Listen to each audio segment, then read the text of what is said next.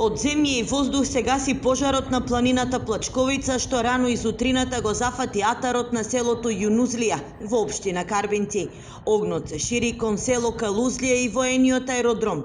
Поради непристапноста на теренот, возилата не можат да се пробијат, па пожарникари вработени во национални шуми со метли и пумпи ги гасат пламените јазици. Според првичните сознанија, постојат индиции дека пожарот е подметнат.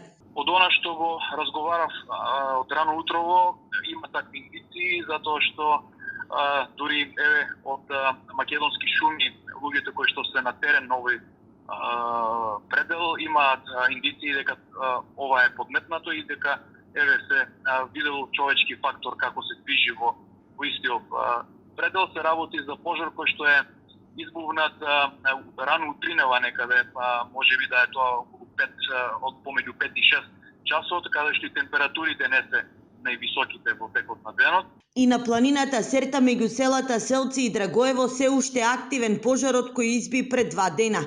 Неколку пинцгауери се на терен и помагаат на штипските пожарникари.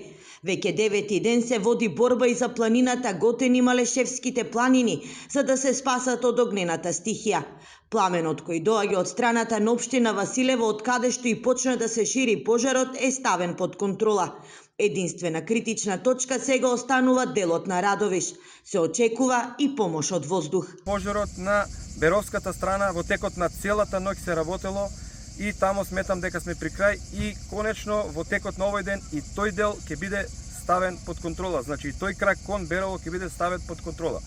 Единственото место кое што ни е се уште доста ризично и останува наша приоритетна цел денеска и евентуално утре е кракот над Радовиш, тоест краците кои што се движат кон селото Јарголица и Подареш.